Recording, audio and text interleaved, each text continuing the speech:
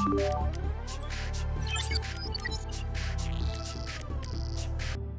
morning, everyone. Now we will have again another discussion.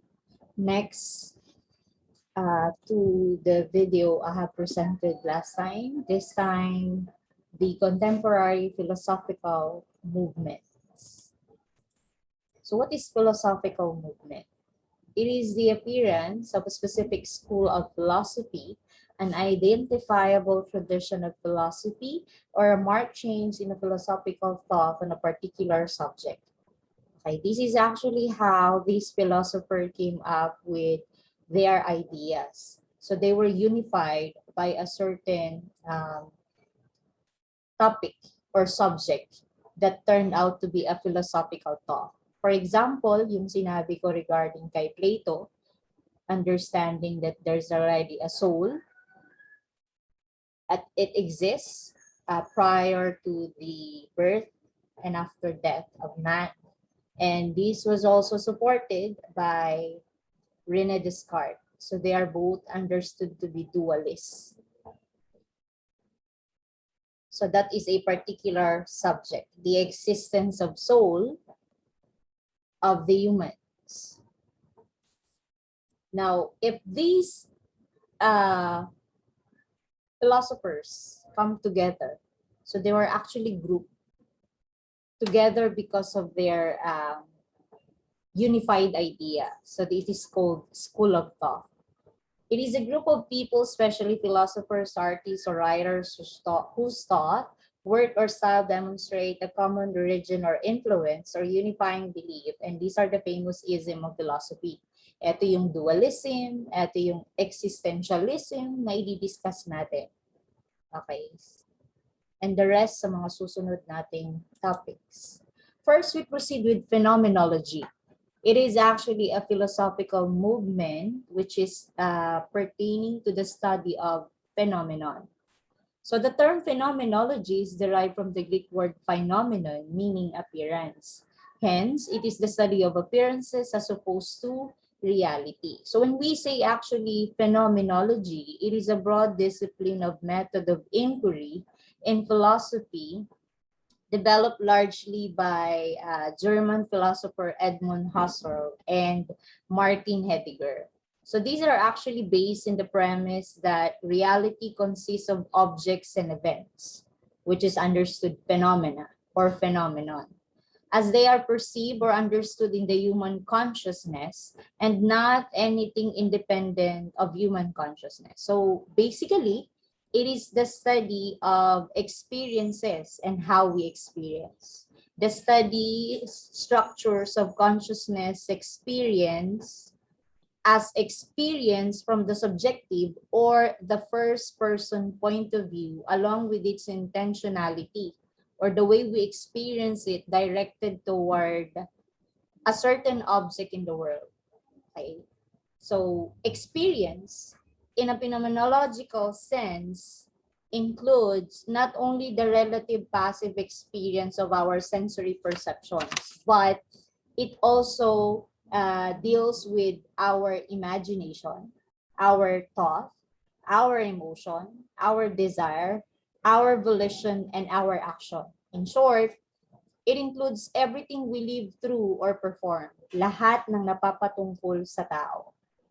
Thus, we may observe that sometimes we engage in other things that in the world, we do not actually experience them in a first-person manner. Okay, I have given an example of a phenomena, yung bangungot. Okay. Maraming namamatay, or let's say, meron tayong mga experiences na nalalaman natin mula sa ibang tao, na meron tayong mga taong na nakikilala, and then babalitaan tayo na namatay. Tapos ang reason is bangungot. That is actually a phenomenon. Especially kasi hindi ito common sa mga babae. Common lang siya sa mga lalaki. Medically, they explained actually pumuputok daw yung lapay. Dala ng kabusugan. So, normal ito sa mga lalaki kasi sila yung mga palainom. Umiinom ng alak, tapos kumakain ng mga matatabang pampulutan. So, normally natutulog ng busog. And eventually, pumuputok yung lapay. But people came to define it bangungot pag namamatay ang tao for that reason. Okay, so that is an example of phenomena, an experience na hindi naman natin first person manner. Hindi ikaw ang naka-experience pero ang ibang tao, but you understood that this happens. So it's a phenomenon. So this is phenomenology. The term was first officially introduced by Lambert, ayan, sa 18th century. Subsequently, ginamit ni Immanuel Kant, ayan, especially ni Hegel also. So, nag-come together sila and this came, ayan, a school of thought.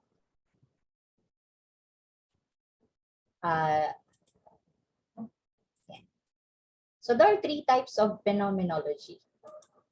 Ayan. Realist phenomenology or realistic phenomenology ni Husserl.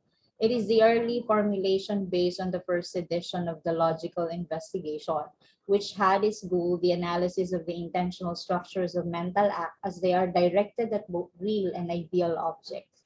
Actually, according to Husserl, sabi niya, we can only define man based on the world that he lives in.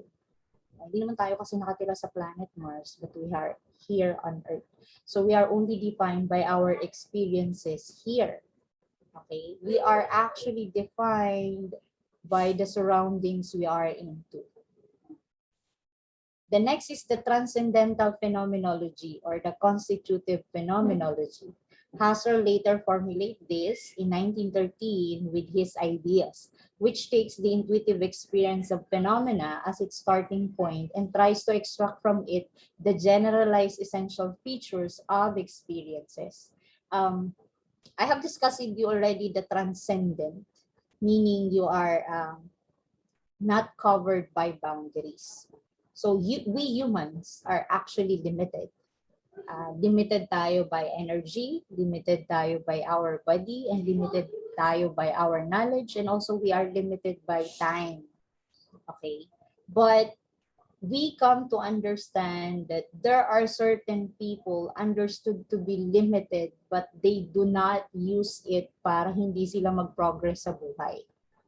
We have known people na pinagkaitan ng mga kamay o paa, pero nagpapatuloy sa buhay. Minsan, much greater pa yung life nila compared sa ating mga kumpleto ang katawan. Example na yan, yung mga pinagkaitan ng kamay. Pero nagagawa nilang gumawa ng mga masterpieces of art na hindi kayang gawin nating mga kumpleto ang pangangatawan. Diba? So, they transcend. Meaning, they are not bounded by that limitation, but they have used that limitation para mag-improve pa or magpatuloy ng kanilang buhay. So that's a transcendental phenomenology. Existential phenomenology in Heidegger. It is expanded the formulation as expounded in his Being and Time of 1927, which takes as a read that the observer cannot separate himself from the world. Okay? Napapatungkol to sa buhay ng tao, existence.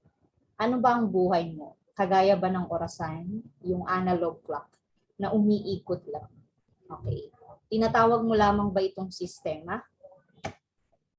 Bakit ganon? Kasi when it comes to existentialism, it is a tradition of philosophical inquiry which take as its starting point the experience of the human subject, not merely the thinking subject, but the acting, feeling, living human individual.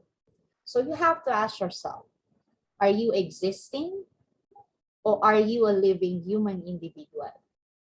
Okay, kung ang sistema ng buhay mo ay kagaya lamang ng orasan, yung analog clock na umiikot, gising, aral, trabaho, tulog, gising, kain, aral, trabaho, tulog, then you are just existing. Okay, and you are not a living human individual. So existentialism does explain that we are not just a rational being, that we are not just a thinking subject, but we act, we feel, and we live as an individual. So how do you do that? Okay, these are the questions that you should ask. Where am I going? So this is not asking a particular place that you are to go to. I mean, it means about your life. Saan patungo ang buhay mo? Or saan patungo ang buhay ko? What am I doing? Ano ang ginagawa mo patungkol sa direksyon ng buhay na to? Saan man ito patungo? What is the meaning of life? Bakit mo ginagawa ito? Ano nga ba ang purpose ko? Bakit ako nag-exist sa mundo? So here are the concepts of existentialism. First is what our subject is about. So philosophy as a way of life. This subject tells us paano mamuhay. Paano natin gaganapin ang buhay dito sa mundo. Base sa mga experiences na nangyari sa ating buhay. Anxiety and authenticity. Sabi, ang pagkasilang mo pa lang dito sa mundo is already an anxiety. Okay, every now and then nag-iisip tayo. Lalo na ngayong panahon ng pandemya, we come to worry a lot of things. Maraming nawalan ng trabaho. Mapalad tayo kung tayo ay nakakakain pa rin 3 beses sa isang araw. Meron pa rin tayong tahanan. Kayo bilang estudyante may gadget, may pangbayad ng internet kung hindi man data connection. Samantalang ang iba, namumroblema kung meron pa bang kakainin, okay, mamayang tanghalian o mamayang hapunan. So, life here in this world is already full of anxiety. Okay, but we need to authenticate it. Actually, if you haven't been in an anxiety in your life, then you are not authentic already. So kung ikaw ay may-experience pa yan, authentic ka pa, tao ka pa, buhay ka pa. Okay. And another way of authenticating your life is balikan natin yung unang concept, philosophy. What we have learned in life that we could apply para i-direct ang buhay natin so we can manage this anxiety. Then we can feel authentic. Next is freedom. Ito ang matagal ng issue ng tao. Totoo nga bang may kalayaan ng tao? Okay. 100%. I believe that we only have the will. Okay. We may have the freedom, but it is not 100%. That is what I believe. Okay. Pero ito ang matagal ng usapin ng tao. Kailan ka magiging malaya? Kailan natin masasabing tayo ay malaya?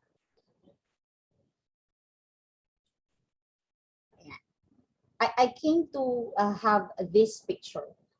So, this is actually a picture of an egg pie. And we normally divide it like that of a triangle. So, everyone is equally get their share. Okay, fair and square. But if you have noticed within the picture, this person took his part but affected others. Okay? He exercised his freedom but with injustice.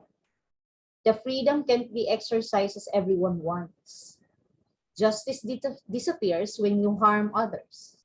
And I'm not talking about morality here. I'm talking about the bad exercise of freedom. So meron nga ba talagang freedom ng tao?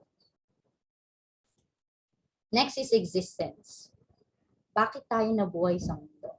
Anong purpose natin? So if you have noticed within the picture, see, ang tao ay nagbabago. Kailangan magbago. Kailangan magpag-improve ang buhay. Sabi nga ng tanong kanina, are we existing or are we a living human individual? So if you have noticed yung tao, nagkaroon ng pagbabago sa kanya. Kasi living human individual siya. Kailangan ng pag-improve sa buhay niya. Pansinin nyo siguro sa umpisa barbaric siya. Okay, until the end, sumunod, naging fully civilized and technologically based na siya. O that is not just existing, but a living human individual. You don't just rationalize, but you act and you feel. And you are in this world to fulfill according to your purpose. Existence, irrationality, and absurdity. Among the most famous ideas associated with existentialism is that of absurdity. Okay, bakit may mga taong hindi naniniwala sa Diyos? Bakit mo pa kailangang magsumikap sa buhay kung in the end, mamamatay ka rin naman? Diba? Bakit mo kailangang magpakabuti kung unsure ka kung meron nga ba talagang Diyos na pagsusulitan ng iyong mga ginawa? That's irrationality and absurdity.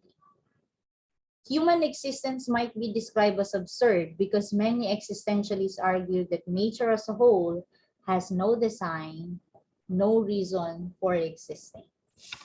The questions like what I have mentioned already during the other discussion, yung history repeat itself, that's actually absurd. That's also irrational. Bakit kailangang maulit? Okay. Next is the crowd. Okay. Heidegger actually explained that we are living there, meaning we are in a group. May collaborate kasi nga, we are not self-sufficient. So we are living in a group. Okay, but we are also need to describe as they, meaning even though you are in a group, we have to exist. We have to be different from the rest. Kasi unique individual type. You know, we have our thumbmark. And this one uses to authenticate our identification. At wala kang magiging kapareho niyan, even sa mga taong isisilang pa. Okay? So that explains na kailangan mong mag-stand out from the crowd. If you have noticed the picture, yung tao nakakulay orange ang damit and the rest is in the blue color. So that explains that you, although you are there, belong to a group, you need to still somehow explain other people to be they. So that means you exist and stand out among the group you belong to. Okay? Of course, it should be in a positive way. You wouldn't want to be described na sa mga kagrupo mong tao, puro marites yan. Eba marites na rin ang pagkakilala sa'yo. Diba? So, live a life that you will be defined according to the uniqueness of your individuality, even though you belong to a group. So that's how you stand in a crowd, being a unique individual. Hermeneutics, a philosophical movement in which everything can be explained ng mga nasusulat. That can be based through biblical texts, wisdom literature, or philosophical texts. Okay. Hermeneutics as the methodology of interpretation is concerned with the problems that arise when dealing with the meaningful human actions and the products of such actions, most importantly, the text. Ito, mga kilalang hermeneutic philosophers. Ayan. The next is the postmodernism.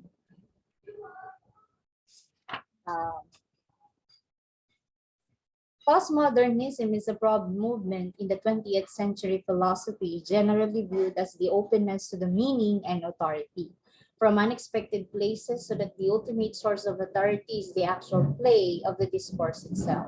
When it comes to the postmodernism, there's a lot of topics that they have argued about. Okay. For example, the correct descriptions of reality is impossible. The extreme skepticism of which Friedrich Nietzsche, Ludwig Wittgenstein, Thomas Kuhn, which particularly the philosophers who argued of such idea. Okay. Example na ng mga correct description of reality being an impossible is the truth is limited and that approximate and constantly evolving. Ang katotohanan na nalalaman natin nakaraan, maaaring hindi na applicable bilang isang katotohanan sa panahon natin ngayon. So that explains that all truth is limited. Another is no theory can be proved as true, but we can only show the theory as false. Okay, for example, yung before, we were taught that Earth is the center of the solar system. That was before. Okay, that is the theory. So it explains no theory can be proved true, but we can only show that the theory is false. Dahil sa patuloy na paghahanap ng katotohanan ng tao, nagbago yon. At ang theory ay provide in replace to that. That was defined to be false kasi yung theory na ngayon is that the center of the solar system is the sun. Okay. So no theory can ever explain all things consistently. And there's always a separation between our mind, our ideas, and the ideas of things, and that thing in itself. Okay? Thank you. That would be all for our philosophical under phenomenology. For more ICCT College's video updates, please subscribe and click the notification button.